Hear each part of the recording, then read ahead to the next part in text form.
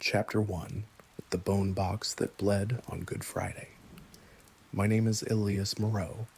I used to teach patristics at the Gregorian. Safe lectures, yellow lamplight, chalk dust on my cassock. Then one Tuesday in 2016, the rector called me into his office, closed the door, and asked if I still believed in the real presence of evil. I thought he was being rhetorical. He wasn't. 3 weeks later, I was reassigned. No announcement. No goodbyes. They gave me a black key card, a new apartment behind the Damasus courtyard, and a title that does not appear on any org chart, Custodian of Prohibited Relics. My job is to walk the places tourists never see, catalog the things the church has locked away for very good reasons, and make sure none of them wake up. I keep a small leather notebook, one line per incident. Most nights it stays blank. Good Friday, 2019, 3:27 a.m. I am alone in the necropolis under St. Peter's, 2 levels below the papal tombs, 1 level above whatever is older than Peter. The air here is colder than confession, and smells of wet limestone and old incense that never quite burned away. My flashlight is the only light. The emergency strips were turned off hours ago for the Triduum blackout. Everything is supposed to be dead quiet until the Easter Vigil. I am doing the monthly integrity walk, row after row of loculi, niches sealed since the 4th century. Most hold nothing but dust and a name scratched in Greek. One of them, Loculus 19 Alpha, is different. It is a small limestone ossuary the size of a shoebox, lid carved with a chiro that has been deliberately defaced. The row snapped off centuries ago. Inside, supposedly, are the finger bones of a child martyr no one is allowed to name anymore. The file is sealed with red wax and the triple cross of the secret archives. I have never opened it. I have never needed to. Tonight the lid is sweating. At first I think condensation. The temperature drops fast down here, but the droplets are dark. They beat along the broken chiro, thicken, and begin to run, not down, the way liquid should. They crawl sideways, against gravity, tracing the carved channels, like ants following a scent. I stop 10 feet away. My breath fogs.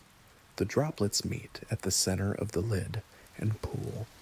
The pool swells into a perfect crimson bead the size of a communion host. Then it rises, slowly, deliberately, until it hangs in the air an inch above the stone, trembling. I should run. I know the protocol. Seal the corridor, call the prefect, wait for the exorcist team in hazmat albs. Instead, I take one step closer. The bead quivers, splits, and the first drop falls upward. It hits the vaulted ceiling with a soft, wet slap, then another and another. They strike the stone and cling, spreading into thin rivulets that defy every law I spent 38 years pretending to understand. Within seconds, the entire ceiling above Loculus 19 Alpha is bleeding. Fresh, warm, iron-sweet blood patters upward in perfect silence, painting the ancient bricks in long, deliberate strokes.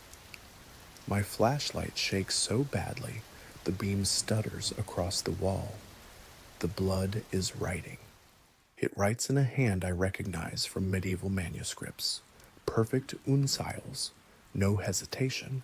Elias Augustinus Moreau, Ordinatus 15th, Junta Memsae Romae, my full name, my exact ordination date, information that exists on only one document in the world, locked in the Apostolic Penitentiary archives, and even the Cardinal Prefect does not know it by heart. The last letter finishes. The blood stops flowing. For one heartbeat, the necropolis is perfectly still. Then the lid of the ossuary shifts. Just a fraction, enough for a thin black seam to appear, enough for something inside to push. I hear it, a small, papery sound, like knuckles of a child knocking from the inside of a coffin. Tap, tap, a tap. I drop the flashlight. It spins on the floor, throwing wild shadows across the bleeding ceiling. My stomach turns inside out. I stagger back against the opposite wall and vomit onto 2,000 years of sacred dust. The acid burns my throat, but it is nothing compared to the certainty crawling up my spine. Whatever is in that box has been waiting for me, not for a priest, not for a custodian, for Elias Moreau. Ordained 15th of June 2011, the only man alive whose blood matches the martyrs. The knocking stops.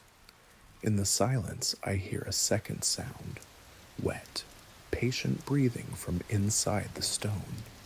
I wipe my mouth with the sleeve of my cassock and force myself upright. My legs feel like someone else's. I know what I am supposed to do. Place the emergency seal, evacuate, report. Instead, I take the small silver crucifix from around my neck, the one my mother gave me the day I was ordained, and I walk forward. I have to see. The lid has lifted a finger's width. A smell rolls out, myrrh, copper, and something sweeter, like milk left in the sun. I lean over the gap. Inside is not dust. Inside is not bones. Inside is a child's hand, gray and perfect, pressed palm up against the underside of the lid. The fingers curl once, slowly, beckoning. I slam the lid down with both hands. The impact jars my wrists. For a moment, nothing happens. Then the stone grows warm, warmer, hot enough to blister. I jerk back. The lid seals itself with a sound like a mouth closing. The blood on the ceiling begins to drip down now. Normal gravity restored. Thick drops that hiss when they hit the floor. They spell nothing anymore, just random scarlet constellations. I back away until my shoulders hit the far wall. My heart is hammering so hard I can taste metal.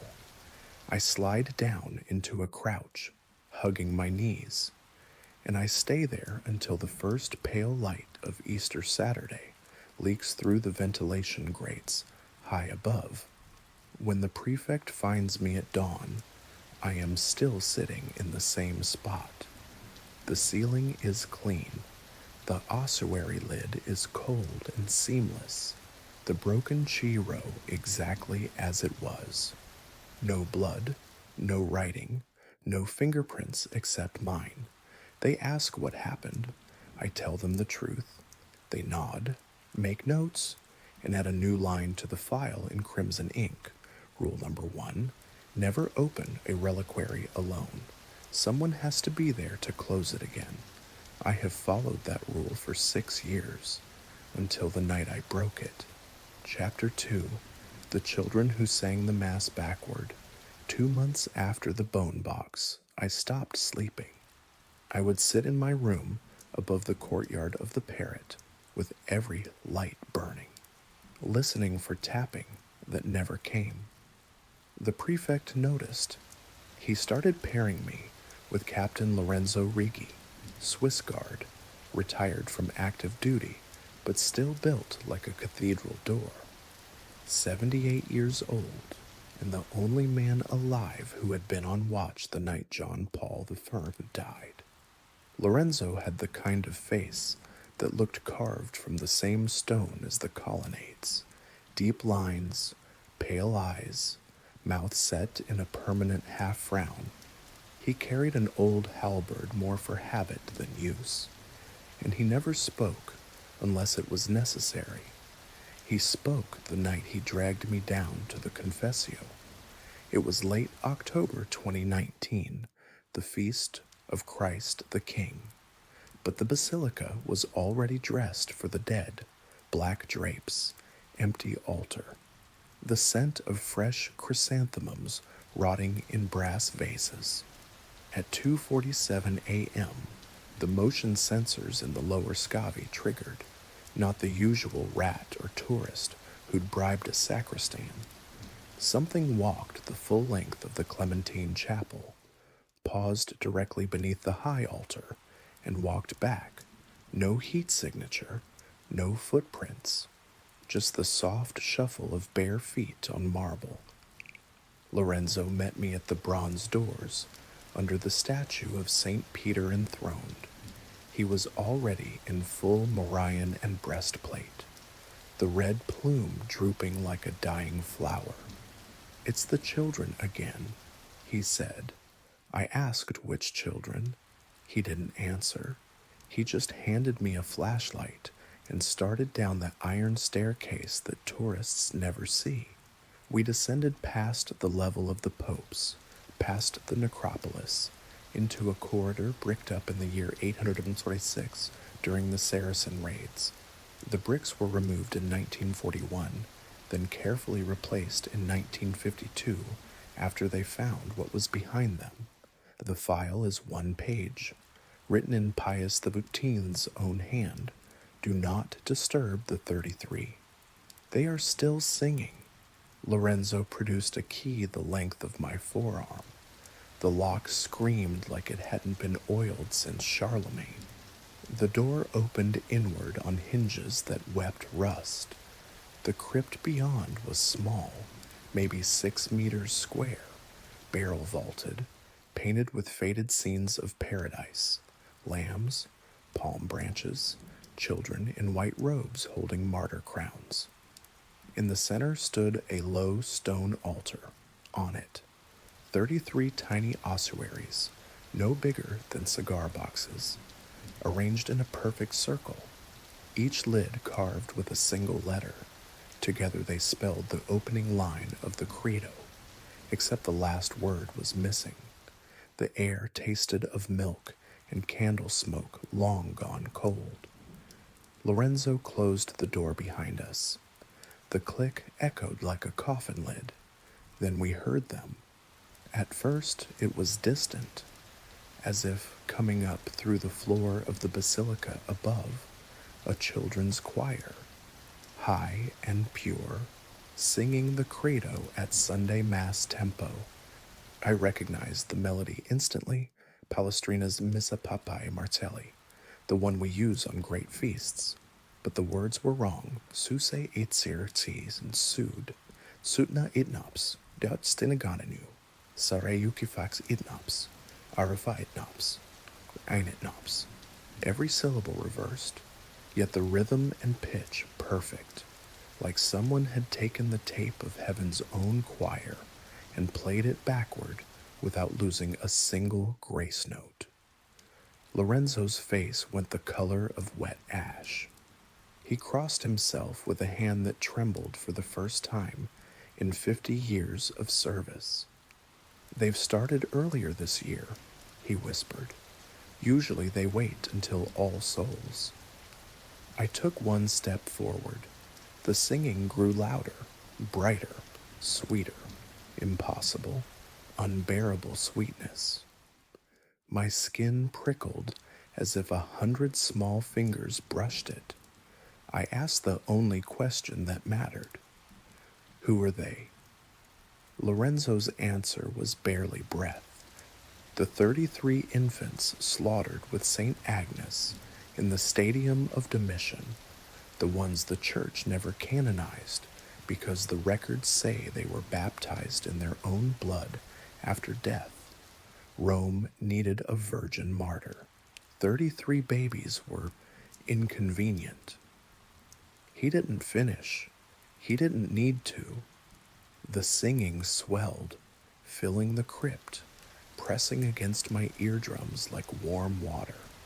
I could pick out individual voices now, a boy soprano with a slight catch on the reversed et in et incarnatus, A girl whose voice cracked on Descend It, the way mine used to when I was 12. They were close, too close. Both flashlights died at the same instant. Not flickered, died. Total darkness, the kind that has weight, and the singing was suddenly 1 inch behind my right ear. A child's breath, warm and milky, tickled the hairs on my neck. A tiny finger traced the line of my collar where the Roman collar should have been but wasn't. I'd taken it off weeks ago, after the bone box. The voice that sang next was soft, conversational, as if we were old friends sharing a secret. Sunu igitur, eaman uov, itsa itnops. Finish the line for us. Father Elias. You know how it ends. I felt my mouth open. The reversed Latin rose in my throat like bile. I was one syllable away from answering when Lorenzo's hand clamped over my lips, hard enough to bruise. His palm tasted of gun oil and old leather. He dragged me backward. My heels scraped across the stone. The singing pursued us, delighted. Hundreds of small feet pattering just out of sight. We reached the door. Lorenzo fumbled the key. In the darkness, I heard a wet sound, soft, thick, like someone crying into a pillow. Then warmth on my wrist. I thought it was blood. It was Lorenzo's tears, except they were red. They poured from his eyes in perfect silence, down his cheeks, over the gorget of his uniform, dripping onto the floor in fat crimson drops that spelled letters I refused to read. He shoved the key home, turned it. The door opened a handspan. The children's choir reached the reversed Amen. Lorenzo pushed me through the gap, followed, and slammed the door. The lock engaged with a sound like a jaw snapping shut. On our side of the door, the corridor was silent. On the other side, 33 small fists began to knock, polite, patient, endless. We climbed the iron stairs without speaking. At the top, Lorenzo wiped his face with a white glove. The glove came away soaked scarlet. The bleeding had already stopped, but the stains looked weeks old. He looked at me with eyes that had seen too many popes die. Rule number 2, he said, voice raw. If the Latin runs backward, you do not answer. You do not correct it. You do not finish the line for them, ever. I asked what happens if you do. He stared at the glove in his hand as if it belonged to someone else. Then you stay and conduct the choir, forever. That night, I added a new line to my notebook in handwriting I didn't recognize as mine. They know my name now. They are learning the rest of the creed. Chapter 3, the Avignon mirror that shows tomorrow's death. By December 2019, I had stopped looking people in the eye. After the children under the confessio, faces felt negotiable, like skin was just something temporarily stretched over whatever wanted to wear it next. Lorenzo avoided me. The prefect sent memos instead of conversations. I cataloged relics by day and sat in my apartment by night, with every lamp burning, counting the steps from my bed to the door in case the staircase decided to grow extra ones. Then Cardinal Secretary of State Parolin summoned me to the Apostolic Palace at 11:42 p.m. On the feast of St. Lucy, patroness of the blind. He did not explain. He simply handed me a lead-sealed courier tube and said, Room 47, 3rd floor, Belvedere Wing. Do not open the tube until you are inside, and bring Captain Rigi. Room 47 had not been used since the Avignon papacy. The door was oak banded with iron, lock frozen since 1378. Lorenzo's keyring rattled like bones. Inside, dust thick enough to write sins in. One high window shuttered, and in the center of the parquet floor, a tall object draped in black silk embroidered with the crossed keys. The air tasted of myrrh and wet iron. Iperlin waited in the corridor. He would not cross the threshold. We pulled the silk away. The mirror was obsidian glass framed in black and silver, 7 feet tall, slightly convex. No blemish, no ripple, just a depth that made the room behind us look suddenly two-dimensional. At the top of the frame, almost worn away, was the papal tiara of Clement VII, the anti-pope who moved the throne to France and was later declared never to have existed. Lorenzo whispered the story I already half knew. In 1378, on the night Clement was crowned in Avignon, 33 cardinals who refused to recognize him were invited to a private audience. They entered this room one by one. None came out. The mirror was found the next morning covered in frost, though the palace was warm. Clement screamed when he saw his own reflection, smashed every other glass in the palace, and ordered this one bricked up alive. It was smuggled back to Rome in 1947 by a French Monsignor who vanished the same night. Since then, it has been looked at exactly 4 times. Each time the viewer died exactly as the mirror showed. Each time the death was ruled suicide or accident. Each time the file was resealed.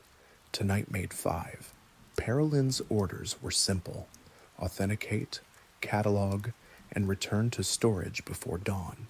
He gave us one additional instruction, spoken so softly I almost missed it. Do not look longer than 3 seconds. He closed the door from the outside. The lock clicked like a tongue. Lorenzo stationed himself at the window, halberd across his knees, eyes fixed on the floor. I approached the mirror with the lead tube. Inside were gloves of white silk and a stopwatch. I put the gloves on. My hands looked like someone else's. I started the stopwatch. 1 second. My reflection stared back, pale, unshaven, eyes ringed black from no sleep. Normal. 2 seconds. The reflection smiled. I was not smiling. 3 seconds. I stepped back. The reflection did not. It stayed in the glass, watching me, head tilted like a curious child.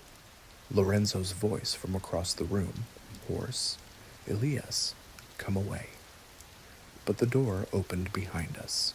Cardinal Giuseppe Ravasi, 47 years old, rising star of the Curia, tipped to be the next Italian pope, walked in without knocking. He was in scarlet choir dress, cheeks flushed from the Christmas reception upstairs. He had a bottle of Prosecco in one hand and 2 plastic cups in the other. Captain Righi, Father Moreau. He laughed. "You look like you're burying someone, not cataloging. Let me help. I love old mirrors." Before either of us could move, he was standing in front of the glass. I shouted the rule, too late. He looked. 1 second, 2, 3, 4. His face drained of every drop of blood. The Prosecco bottle slipped from his fingers and shattered on the parquet. Champagne foamed pink where it mixed with the dust. In the mirror, Ravasi stood in the same room, same posture, but his scarlet cassock was soaked darker from collar to hem. His hands flew to his throat. Between his fingers, a red line opened from ear to ear, neat as a surgeon's incision. Blood sheeted down behind him. A second figure stepped out of the shadows, Black cassock, pale face, eyes I recognized with a lurch that nearly stopped my heart. Me, holding a straight razor that still dripped. The reflection Ravasi dropped to his knees. The real Ravasi did the same, clawing at his untouched neck, making a sound like a kettle about to boil. Lorenzo crossed the room in 3 strides, grabbed the cardinal by the shoulders, and dragged him backward. The mirror went black the instant Ravasi lost eye contact, just a slab of obsidian again. But the damage was done. Ravasi was taken to the Palazzo Sant'Uffizio infirmary, sedated, watched around the clock. At 2:11 a.m., the next night the monitors flatlined. The nurse found him sitting upright in bed, eyes wide, both hands clamped to his throat. When she pulled them away, the wound was already there, one perfect cut, deep enough to sever everything that mattered. No weapon in the room, no fingerprints except his own on his own skin. The official cause, exsanguination due to self-inflicted laceration during psychotic episode. I was questioned for 9 hours. I told the truth. They wrote stress-induced hallucination and closed the file. That night, I went back to my apartment. I took the small hand mirror from the bathroom, the one I shaved with every morning, and smashed it against the sink. Then the wardrobe mirror, then the one above the dresser, shards everywhere, glittering like ice. I swept them into a pile and still wasn't satisfied. I unscrewed every light bulb that could throw a reflection, wrapped my head in a towel when I showered, and slept, if you can call it sleep, with the overhead fluorescence blazing. Because every time I closed my eyes, I saw the mirror again, and in it, I was still holding the razor. Rule number 3, written in my notebook with a hand that would not stop shaking. 3 seconds. Count out loud if you have to, never 4. I have followed that rule for 5 years, until the night the mirror came looking for me. Chapter 4, The Heart That Climbs Out of Its Jar, March 2021. The world outside was dying of the virus.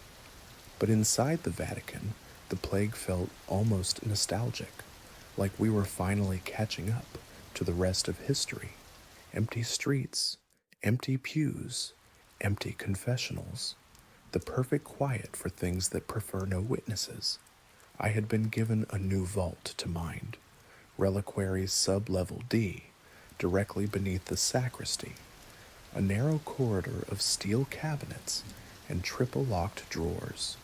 One drawer held the heart of Saint Camillus de Lellis, patron of the sick, removed from his body in 1650 and still, impossibly, beating once every 33 minutes. The jar was thick lead glass, vacuum sealed, wrapped in red silk and 7 papal seals. The beat was soft, thump, thump, like a fist knocking politely from the inside of a coffin. I checked it every evening at 21 Woke.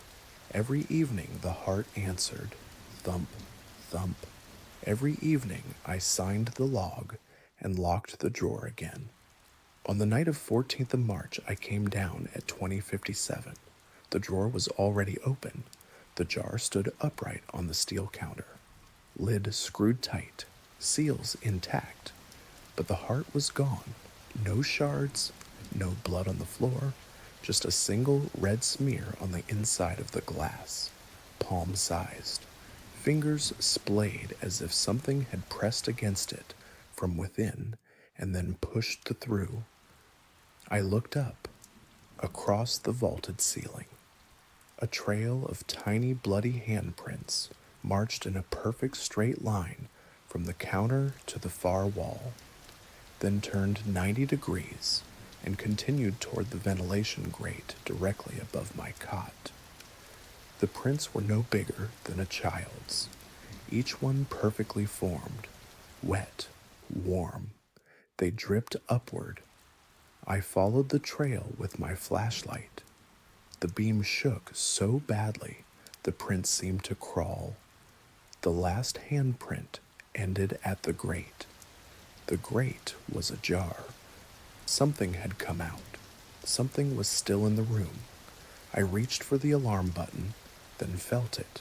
A soft pressure at the base of my neck, just above the collar. Warm, wet, pulsing. Thump, thump. In perfect time with my own carotid. I froze. The thing clung to the nape of my neck like a leech the size of a fist, slick and heavy, its valves fluttering against my skin. I could feel the coronary arteries writhing, searching, trying to thread themselves into the holes they found in me. I stumbled backward until my shoulders hit the cabinet.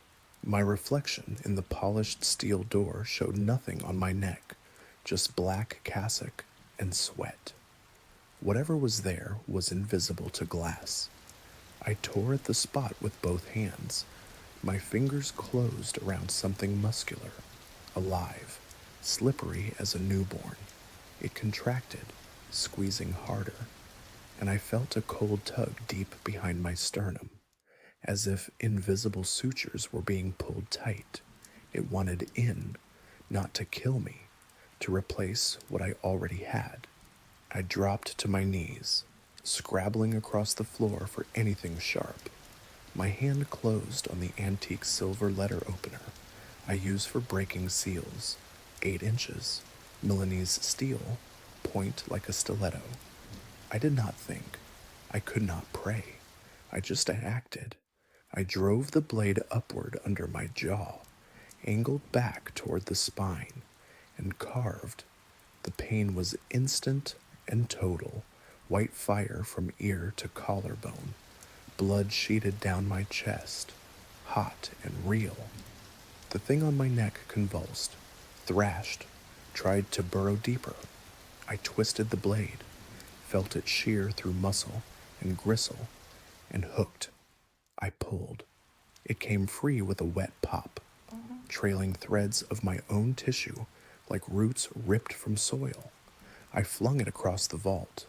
It hit the far wall with a meaty slap and lay there, gray-red, veined, still beating furiously, thump, thump, thump, thump, as if furious at being evicted. I pressed both hands to my neck. Blood pulsed between my fingers in perfect 33-minute rhythm for a few seconds, then faltered, slowed, returned to my own frantic 140 beats per minute. The heart on the floor began to crawl, not roll, crawl, using its own arteries like legs, dragging itself in wet inches back toward me. I staggered to the counter, grabbed the empty jar, unscrewed the lid with blood-slick fingers, and scooped the thing inside. It fought, slapping against the glass, smearing the interior crimson. I slammed the lid, spun it tight, and collapsed. When the medical team found me, 20 minutes later, I was sitting in a lake of my own blood, pressing the sealed jar to my chest like a newborn. The heart inside had already settled, beating its calm, patient thump, thump every 33 minutes. They stitched me in the infirmary, 42 sutures, no anesthetic. I refused it.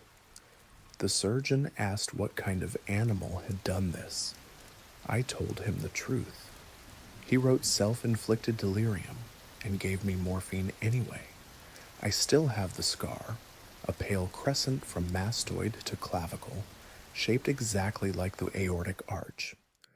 That night, I added rule number 4 to the notebook in letters that looked drunk. Glass only breaks from the inside. If the jar is intact and the relic is gone, run. I have followed that rule for 4 years, until the night the jar in sub-level D began to sweat again, and this time the lid was already loose. Chapter 5. The Confession of a Thing That Already Knew My Sins. July 2022. Rome was a furnace. The Tiber stank like a corpse left in the sun, and the tourists had finally learned to stay home. Inside the basilica, the air conditioning had died for the third week running. The marble radiated heat like a bread oven. I had not heard a human confession since Easter. At Row 47 on the feast of Saint Mary Magdalene, penitent of penitents, the sacristy phone rang once and stopped. Old signal. Someone was waiting in the sacrament chapel on the left aisle, the one with the grill so dark you can't see faces. Protocol in plague time. One priest, one penitent, no questions. I went alone. The chapel was black except for the red vigil lamp flickering above the tabernacle. The confessional, ancient oak, carved with scenes of the prodigal son, waited like an open mouth. I took the priest's side, knelt, slid the grill. The kneeler on the other side creaked under weight. Silence for a long count of 33 heartbeats. Then the voice came through the lattice, male, middle-aged, Roman accent polished smooth by years in the curia. Bless me, Father, for I have sinned. The usual opening I answered by rote. The Lord be in your heart and on your lips. He cut me off. No, Elias, the Lord is already in mine. Let me tell you what he's seen. My stomach dropped. No one inside the basilica at that hour should know my first name. He began. He listed the small sins first, the pride when I published my first article, the envy the day I watched a classmate elevated to bishop, the lie I told my mother on her deathbed about still believing everything she taught me, accurate, embarrassing, but old. Then he moved forward. The night you held the razor after Cardinal Ravasi died, you stood over the sink for 11 minutes, deciding whose throat to open first, yours or the mirror's. I had never told a soul. He kept going. The morning you will stand in the secret archives and open the sealed file marked Lumen de Lumine, you will read the name of the child in Loculus 19th Alpha, and you will understand why the blood knew your ordination date. Future tense, calm, conversational, as if reading a grocery list. You will weep for exactly 7 minutes. Then you will close the file and pretend you never saw it. Cowardice is a sin of omission. Father Elias, you are very good at those. My mouth went dry. I managed one word. Who are you? The grill was only a handspan away. In the red flicker, I saw nothing. Just darkness, shaped like a man. The answer came in my own voice, exactly my timbre, my slight Breton lilt, the way I sound when I record lectures for the Gregorian. I am you, Elias, the part that never left the kneeler. The vigil lamp guttered, so for one heartbeat the chapel went perfectly black. When the light steadied, I was alone. The penitent side was empty. No warmth on the cushion, no scent of sweat or cologne, only a single drop of something thick and dark on the wooden rail, already drying to rust. I stumbled out of the box and around to the priest's entrance. The kneeler on my side was soaked through, not with blood, with decomposition fluids, gray-green, sweet-rotten, the smell of a body 3 days gone.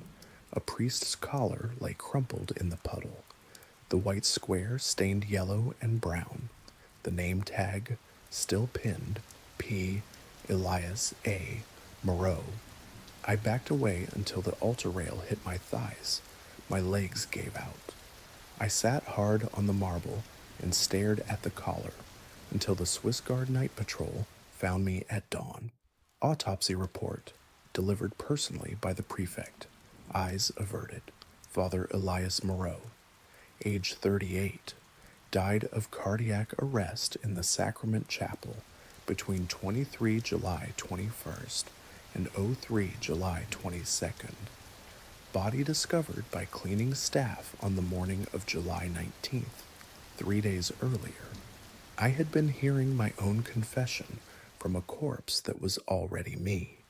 They buried the body in the Teutonic Cemetery under a plain stone, no name, just a date. I attended the funeral wearing a borrowed cassock 2 sizes too large. When the coffin lowered, I felt the kneeler creak again, somewhere behind my eyes. That night, I added rule number 5 in letters that bled through the page. If the penitent already knows your future sins, leave the kneeler. Do not grant absolution, ever.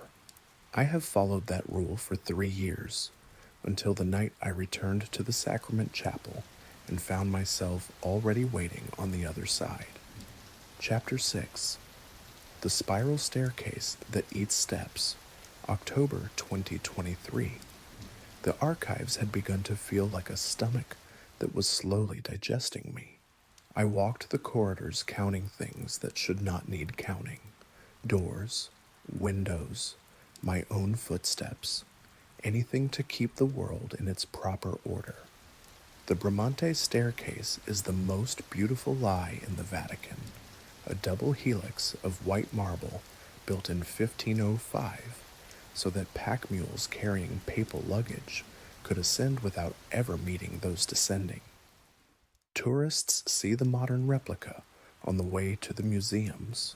The original, the real one, is hidden behind a false wall in the secret archives and still smells faintly of donkey sweat and Renaissance panic.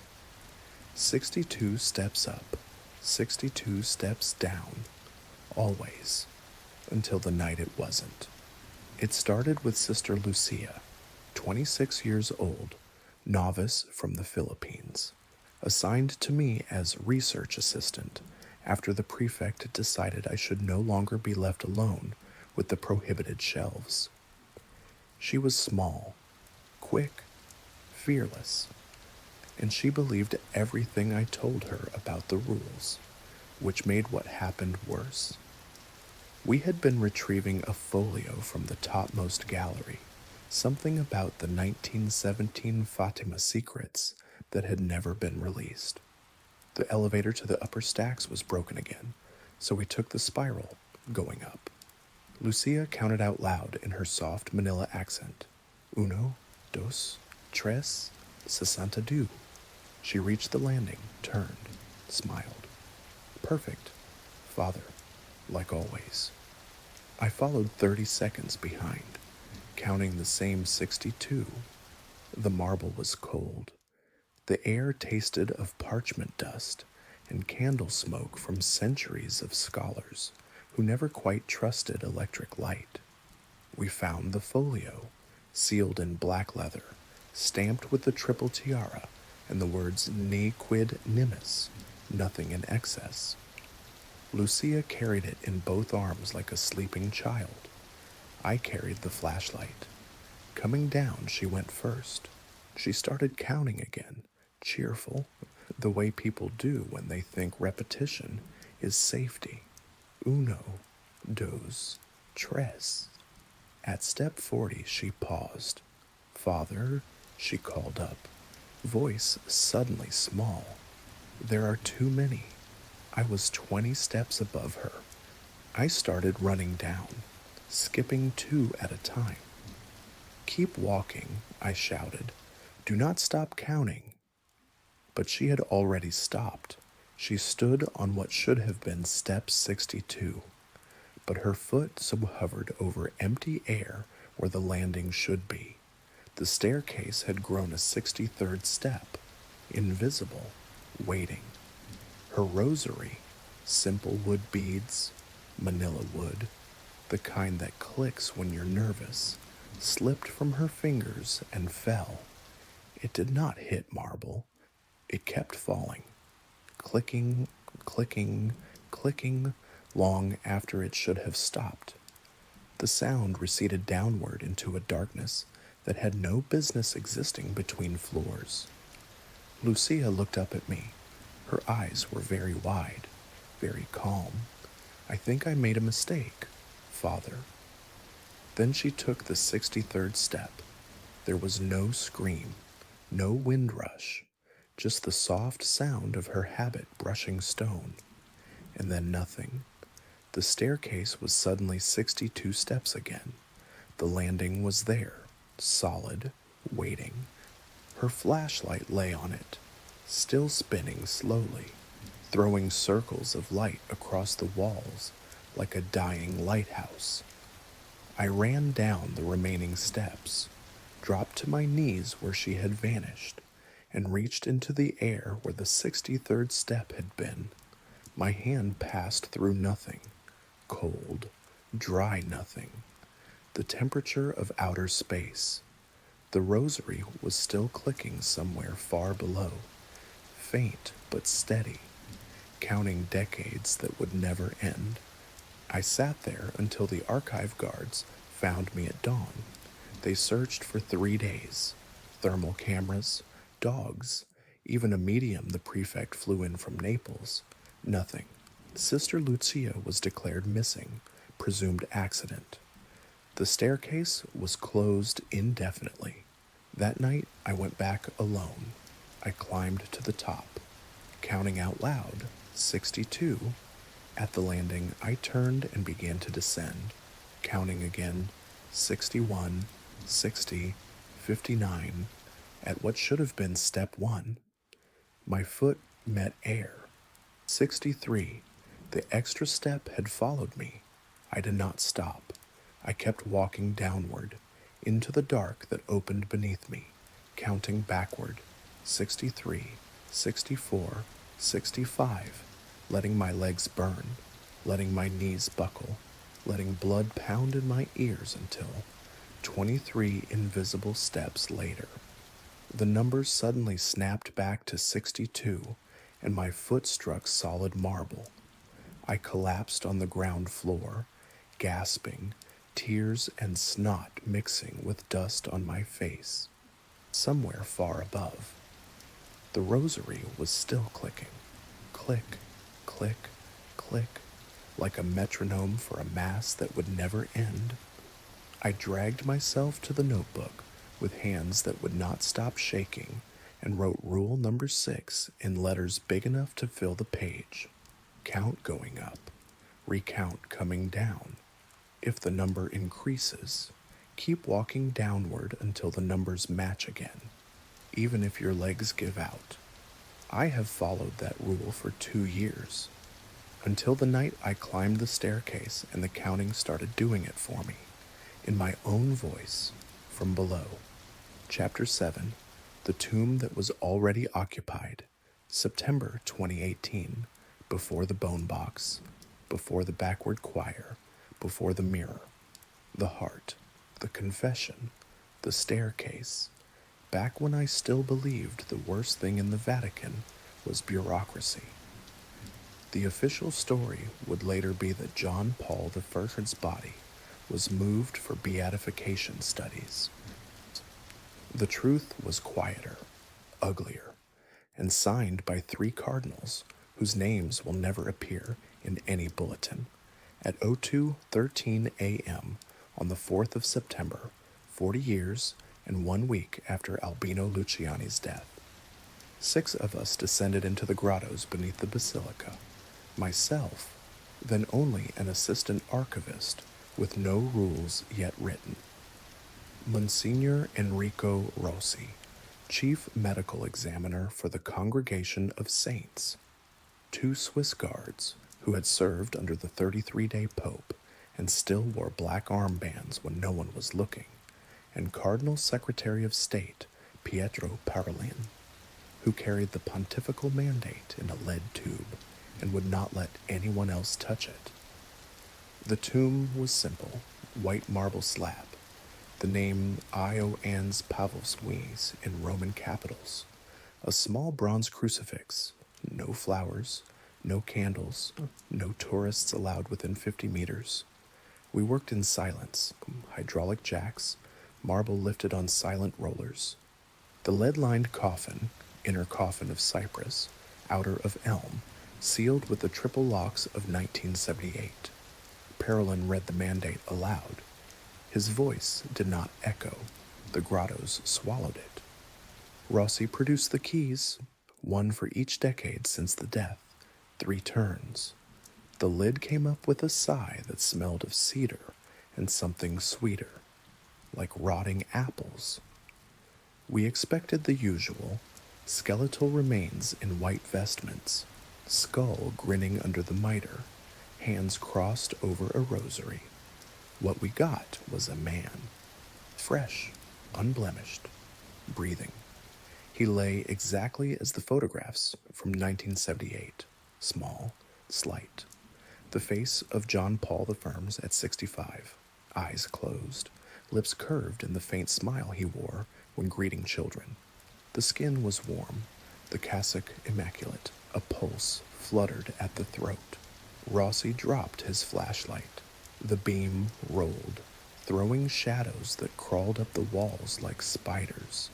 The thing in the coffin opened its eyes. They were the exact pale blue of Albino Luciani, the ones the press had called the smiling Pope's eyes. It sat up slowly, joints creaking like new leather, and looked at each of us in turn. Then it spoke. In the soft Venetian accent every Italian over 50 still remembers from the Angelus addresses. Grazie, fratelli. Finally you've come to trade places. The voice was perfect, warm, gentle, a little amused, exactly the way he used to say Buonasera from the papal window. One of the Swiss guards, Sergeant Meyer, 58 years old, veteran of 3 conclaves, made a sound like a kicked dog and crossed himself so hard the halberd clattered to the stone. Rossi vomited into the open coffin. Parolin did not move. His lips were white. The thing swung its legs over the edge, bare feet touching the floor without a sound. It stood. The cassock hung perfectly. No dust, no decay. It extended a hand toward me, small, manicured, the fisherman's ring glinting new. Your turn, Father Elias, it said, still smiling. 40 years is long enough to wait. I felt the air leave my lungs. I had never met John Paul the Fervent. My name had never appeared in any document connected to this exhumation.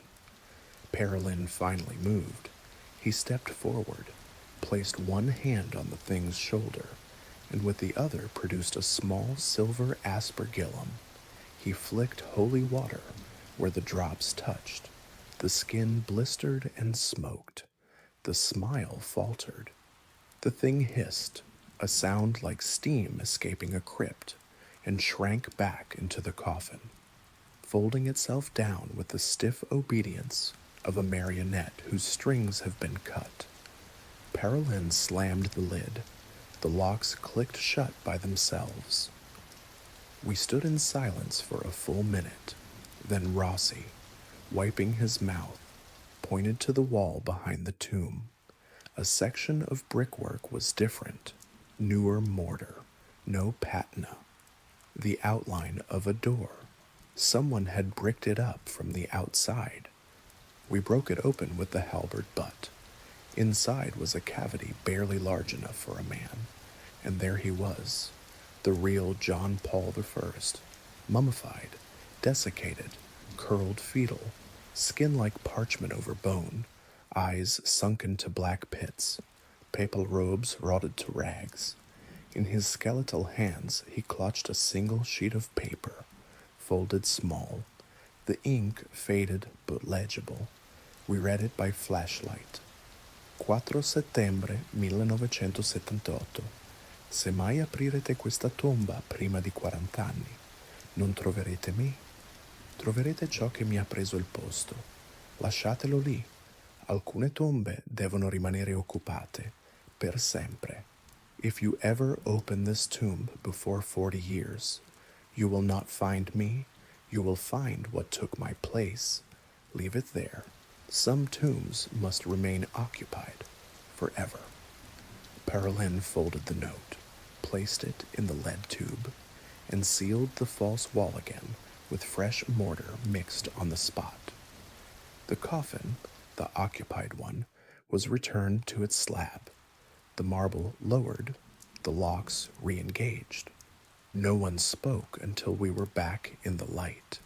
Then Parolin looked at me, the first and last time he ever looked at me like I was human, and said, Rule number 7, some tombs are kept occupied on purpose. Never disturb a placeholder.